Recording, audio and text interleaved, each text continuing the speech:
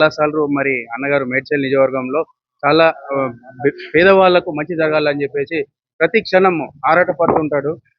మరి అలాంటి అన్నకు సపోర్ట్ చేయకుండా గతంలో కూడా కొన్ని సమస్యల వల్ల కొన్ని జరిగాయి.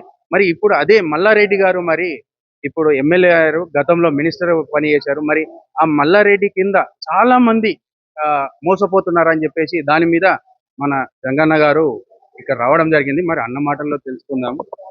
అన్న నమస్తే అన్న.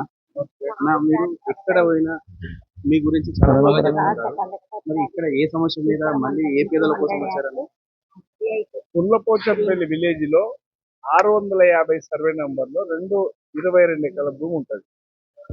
ఆ 22 ఎకరాల భూమిని మల్లారెడ్డి బామ్మది కబ్జా చేసింది అనడానికి ఆధారాలతో కలెక్ట్ దాదాపు 40 నుంచి 50 మంది ఇక్కడ వచ్చింది.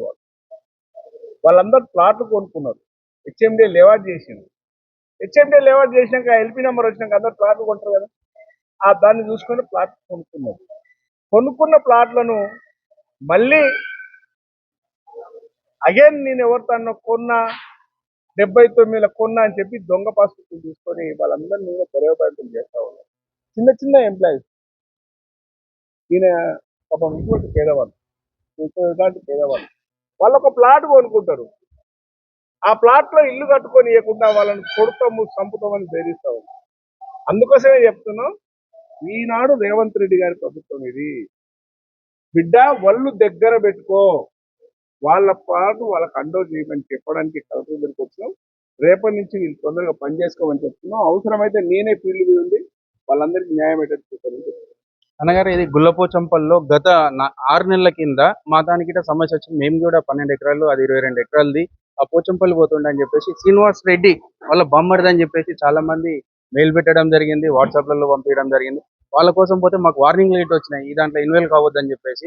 ఎవరు అంటే మేడ్చల్ నుండి అని వచ్చినాను. ఆ బాధ్యతలే కదా అన్న వీళ్ళు, వాళ్ళే మీరు. నేను ఆల్రెడీ మీది పెట్టినా మేము న్యూస్. ఇప్పుడు వీళ్ళకి ఎలాంటి న్యాయం జరుగుతుందా అన్న వీళ్ళకి? రేవంత్ రెడ్డి గారు క్లియర్ గా ఉన్నారు, ఎవరైతే మోసం చేస్తే వాళ్ళంతా టోల్ తీయమని. టోల్ తీయడానికి రెడీ అవుతున్నారు. ఇన్ని రోజులు వేరు, ఇప్పుడు వేరు. ఎంపీగా ఉండి, ఎమ్మెల్యేగా, మంత్రిగా ఉండి ఆక్రమించుకుంది చాలు, పేదవాళ్ళకి జోలికి రాకు బిడ్డ, వస్తే నీ టోల్ వస్తుందని చెప్తే చేస్తారు. మరి ఇప్పుడు ఆయన శ్రీనివాస్ రెడ్డి అనేది ఎక్కడ పోయినా శ్రీనివాస్ రెడ్డి అని వస్తుందన్న. వారం 10 రోజుల్లో ఆ భూమి జోలికి కనుక వస్తే ఆయన సంగతి ఏందో చూస్తాం. Thank you. ఓకే.